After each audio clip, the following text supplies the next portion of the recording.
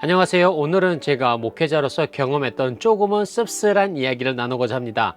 사람의 말 한마디가 얼마나 큰 힘을 가지고 있는지, 그리고 그 말이 얼마나 깊은 상처가 될 수 있는지를 몸소 깨달은 순간이었어요.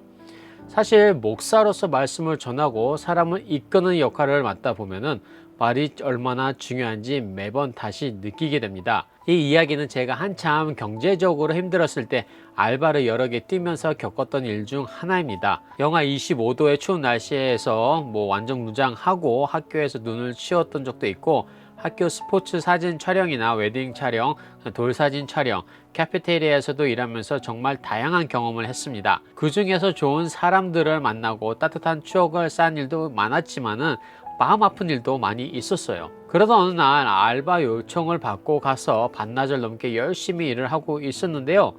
일을 하던 중 갑자기 고용인의 부모님이 돈 줬으니까 우리가 시킨 대로 하라면 된다고 이렇게 말씀을 하시는 거예요. 잠시 멍해졌습니다.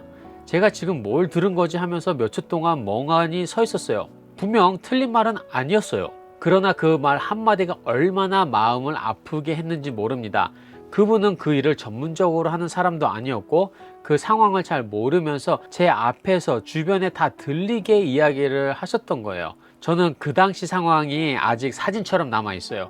어떤 모션으로 어떤 상황이었고 어디에 누가 서 있는지까지 아주 생생하게 남아 있습니다. 그때 당시에는 몰랐는데 그 뒤에 그분이 목사님이라는 사실을 알게 되고 그 실망감이 배가 되더라고요. 그때 저는 전도사였지만 그분은 제가 전도사인 줄 모르셨을 거예요. 중요한 건 제가 전도사고 아니고가 아니라 그분의 말이었습니다.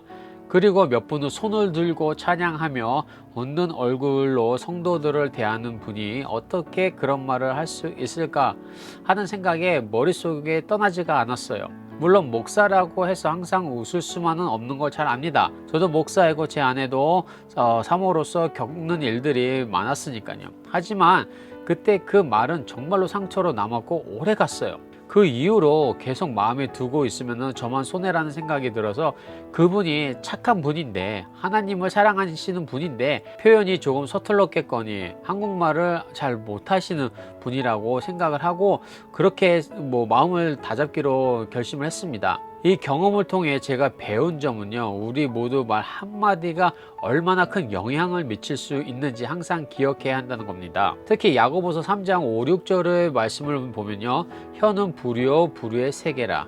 작은 불이 큰 나무를 태울 수 있는 것처럼 작은 말 한마디가 사람의 마음에 큰 상처를 남길 수 있습니다. 또 잠언 18장 21절에서 말하는 것처럼 죽고 사는 것이 혀의 권세에 달렸나니, 말에는 생명과 죽음의 힘이 있다는 것이 얼마나 무서운지 다시금 느끼게 됩니다. 저도 한국말이 완벽하지 않아서 전에 설교할 때마다 한국말이나 표현을 와이프가 옆에서 코치해 주기도 하고요. 더 부드럽고 오해 없이 전달되도록 많이 신경을 씁니다. 만약에 조금 그런 오해를 받을 수 있겠다라고 하면은 바로 빼고요. 설교 예화도 마찬가지입니다. 어떤 목사님은 강단에서 예화로 특정 직업을 안 좋게 이야기를 하시더라고요. 그런데 문제가 그 직업을 가지고 있는 성도가 앞에서 그 말씀을 듣고 있는데 그런 이야기를 설교 시간에 한 거예요. 여러분이라면 상처 안 받으시겠어요?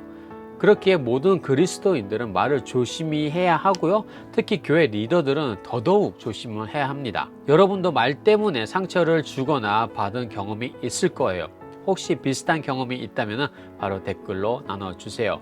다른 데서 이야기 못하는 거 댓글로 속풀이하고 가시면 됩니다. 오늘 제 이야기가 여러분에게 조금이나마 도움이 되길 바라며, 저도 앞으로 더욱 신중하게 말을 하며 사람들에게 유익이 되는 그 삶을 살아가고자 합니다. 오늘 영상 시청해 주셔서 감사드리고 구독과 좋아요 눌러주시며 저는 다른 영상으로 또한 찾아뵙겠습니다. 감사합니다.